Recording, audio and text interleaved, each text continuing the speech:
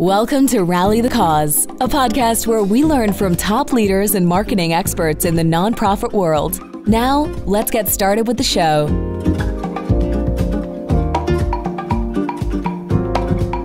Hello, everyone. Jeff Rum here. I'm the host of the Ignite podcast, where I talk to top leaders of nonprofits about their journeys.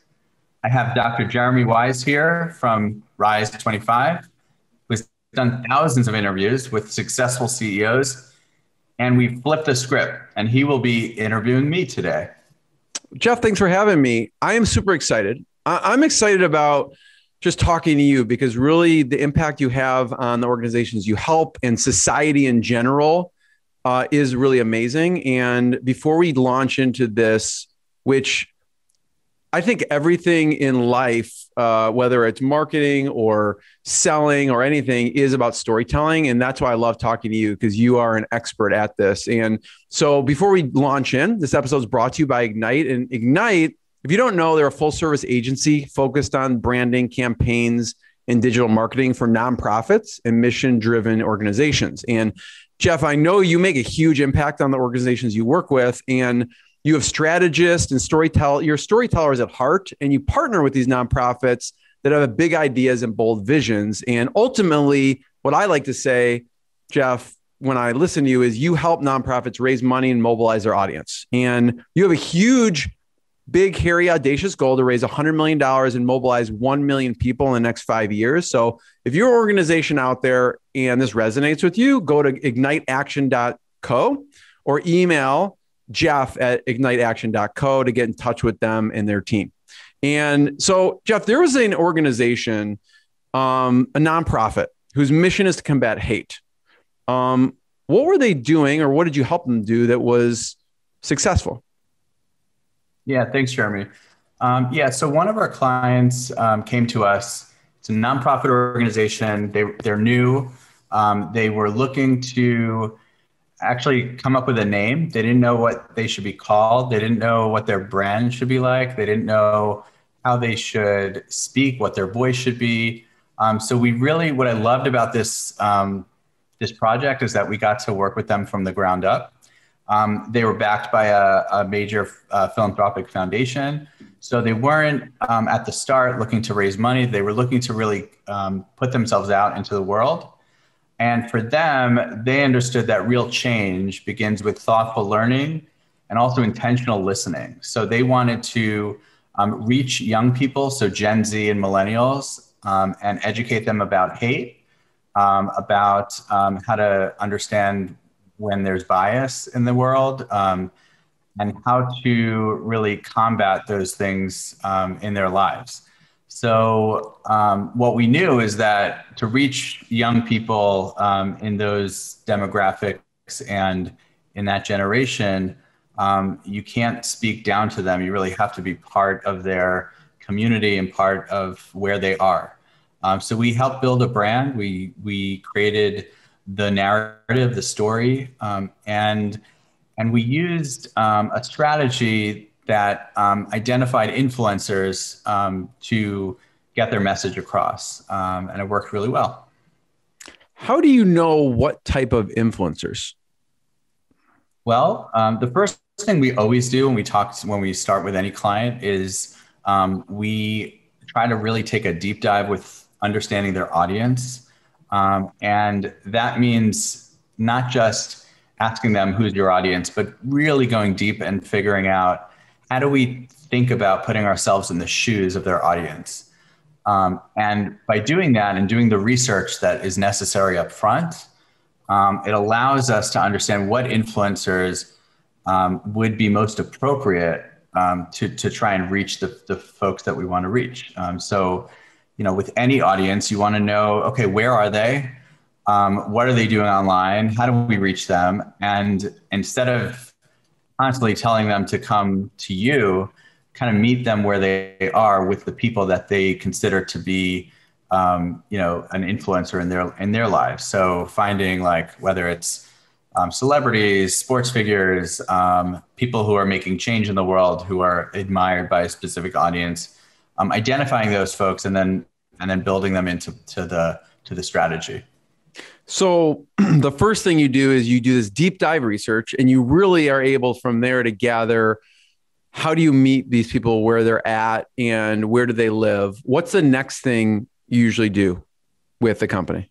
Yeah. So after we understand the audience, then we build a what we would call like a brand story or a narrative. Sometimes it's called a manifesto. It could be anything that really would resonate with the audience that we've identified. So that initial brand story, the thing that is kind of at the 10,000 foot level of who the organization is, why they exist, it comes from both the stakeholders within the organization, the quantitative research we do with a large group of their audience, and that's done usually by survey, and then the qualitative research we do with audience members one-on-one, where we have conversations like this to understand kind of their heart, their mind, and their spirit, who they are and why they would be want to engage with this organization. So once we do all that research, we take that and we build out a brand story, and that brand story becomes the narrative for the organization. It becomes the North Star of how we tell stories. Which is so important. I mean, for any organization, because if you don't have a North Star, that basically helps guide decisions. That can guide everything in the company potentially. And so I'm going to keep asking because I'm really fascinated by your methodology. So you could just tell me when this process is kind of at its completion. But so the first thing is you do this deep dive research. Then you build this brand story manifesto North Star. What's next? So then the question becomes, well, what does this organization want to do in the world, right? Like, what are their goals? What are they trying to achieve in working with us to help them? And once we understand the marketing goals or the objectives they have, we could then put together a strategy. The strategy is informed by the research we've done, but it also is informed by our own experience working in this world. It's informed by research that we do online, and also looking at data, looking at analytics, both from social media, from their website. So all that helps us create a strategy that then can be used and executed on to get their message out to the target audience. So can you, with the combating hate, where do you deploy this strategy? So for them, we figured out which channels were most critical to reach the audience that they want to reach. So it became Instagram, mainly Instagram as like their main channel, and Twitter. And those were the main channels that worked for them. It may not work for every organization. Really, you want to understand, again, who the audience is, where they are, and figuring out those become the channels that we use across what we call the customer journey or the user journey. So you want to know like where people are, so you can kind of hit them with content or stories or calls to action at different points during the journey. Jeff, are there any off the beaten path channels, not necessarily with this company, other companies? What would be an example? Because the ones that pop up, obviously people are living on Facebook, maybe Instagram, maybe Twitter. What are some just off the beaten path channels that you've discovered? Yeah. Once we had to reach a very insular audience, and we used WhatsApp, because even though this was an audience that they were not using Facebook, they were not using Twitter, they were not viewing YouTube, but they were communicating within their community using WhatsApp. And we found ways to get messages and content to them directly using their own WhatsApp groups. And it was extremely successful because I don't know, for anyone who uses WhatsApp, like you get an alert and it's like a text message. Most WhatsApp messages get read. So we knew that was a way to reach that particular audience. I love that. So with deploying the strategy part, and you're on different channels, I don't know if it makes sense to go a little granular. Do you do this with organic and paid methods or? Yeah. Yeah, I always like to think of it like kind of like a stock portfolio where you want to diversify as much as you can. So it's very hard to grow an audience solely using organic social or organic means. It's not impossible. You can use, if the organization, gets a real win with an influencer that has millions of followers, that could be a way to really grow quickly. But usually most organizations are growing at a very slow and steady pace. And in order to infuse a little bit more of an accelerated growth, we have to add paid components to that. So it might be paid social ads. It could be paid influencers. It could be, paid search ads. But really trying to balance both the organic post with paid posts is usually the right, we find to be the right formula. Got it. Yeah, it helps put fuel on the fire. Even if there's an organic something, influencer says a message, well, you can then drive tons of traffic to that and put fuel on it. So deep dive research, brand story manifesto, you kind of map out the goals in the strategy, and then you deploy that strategy. What's next? So then either we are working with an organization on execution, and we become their kind of like marketing agency arm. And we do a lot of the implementation in conjunction with they have a marketing team or a comms team. We'll work together with them to implement. And that might be across multiple channels, doing different kinds of content marketing or content creation, and the actual like hands-on keyboard execution work. In other cases, we hand them the strategy, we give them some training, we present it, and their team can move forward with it, and they'll come back to us, when they need when they need to like launch the next campaign. So some of our clients, we continue to work with them. Others, they really bring us on to build out that initial brand strategy, and then they can handle the execution internally. Yeah. But if they're smart, they hand it off to you. No, I'm just kidding. What are some of the goals organizations have? I mentioned raising money and mobilizing their audience. Yeah. Talk about when people come to you, go, what are the goals that you figure out that people really, really have worth working with you? Yeah. So for nonprofits, especially, more often than not, they're looking to raise dollars. Like they have goals internally that they need to meet. They also have programmatic goals that are met if they can raise the funding that they need. A lot of nonprofits, especially these days, like they rely on a lot of large gifts. So for them to continue to grow their smaller donors is important, just so they stay relevant. So fundraising is definitely one goal that's typically that we typically see. And then the other is if it's an advocacy-based organization or an organization that's looking to raise awareness or education around an issue, the goal will be just mobilization. And mobilization could be anything from, we want to collect names and email addresses so we can activate our users when there's an issue that we need signatures on, or if we need to rally the troops around a particular cause. So that would be considered mobilization. And in other cases, sometimes there are some different goals that you wouldn't expect. Like, we want to be positioned to lead a conversation in the world around a particular issue. And in order to do that, we need to be sharing thought leadership content online. So how are we going to do that? Well, then we can help them. If we know that's their goal, we can help them achieve that. It really depends. But I would say more often than not, it's fundraising, mobilization, or growth in engagement.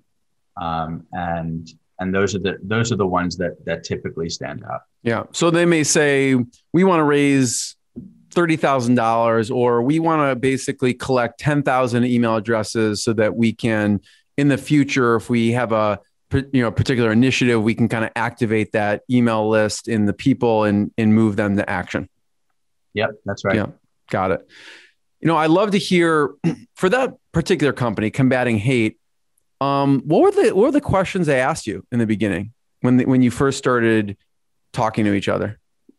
So when we first started talking to this particular particular organization, they were asking us, they were really focused on the name at first because they didn't have a name. Actually, they had a working name, but it was not something that would resonate with the audience they wanted to reach. So they were really thinking a lot about how do we create a name that will basically like appeal to an audience that's really hard to reach, because this, you think about Gen Z online, like they're not really engaging with organizations. They're engaging with each other, with their friends and their peers.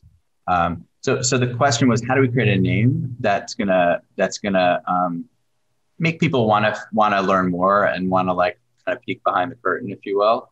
And then it became like, okay, so once we have the name, how do we actually reach them? How do we reach people that don't necessarily want to be reached with this kind of content? And that became a challenge, but we were able to overcome it and see really strong results. So I don't know if you're able to just generalize and talk about some of the results that came out of this. Yeah, so it's very hard to start a social media following from scratch, from zero. Like they literally had nobody following them. I think we were the first people to be following them on the different channels. So to start from zero and go to thousands and then tens of thousands of followers, and then even more, was challenging. We were lucky that the foundation that funded them had relationships with some high level celebrities, mostly in the sports world.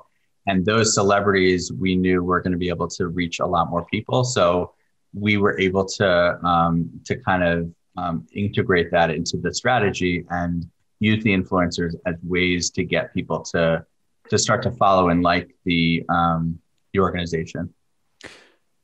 Jeff, this has been great. I have one last question. Okay.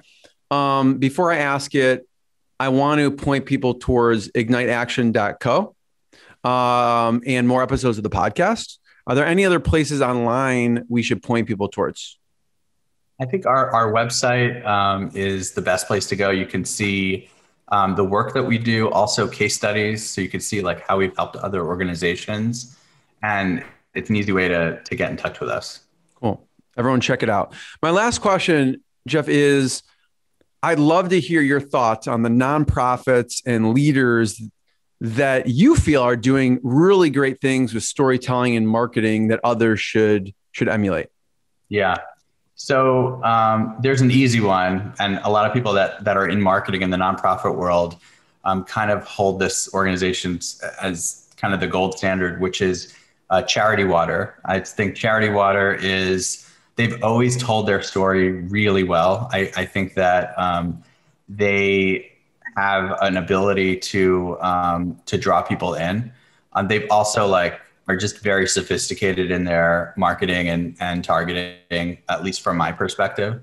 And I think they're mission driven and the work they do is very powerful, and they tell the story really well. So I would say Charity Water is an obvious one, but a really good one. I also think that I love the organization Girls Who Code, and they're basically building the world's largest pipeline of future female engineers. As a father of an 11-year-old daughter, I think to me, I'm very motivated and just personally very connected to that kind of message.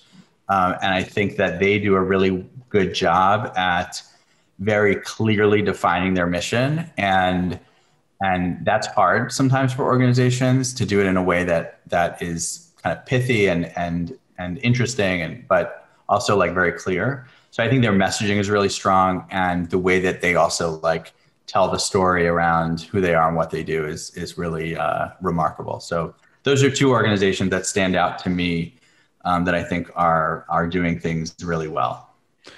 Everyone, thank you. Jeff, thank you for having me. And I'm sure on more episodes, I'd love to hear more of your thoughts on the other organizations doing things and doing amazing things. So Jeff, thank you. Yeah, thank you. Thanks for listening to Rally the Cause podcast. We'll see you again next time, and be sure to click subscribe to get future episodes.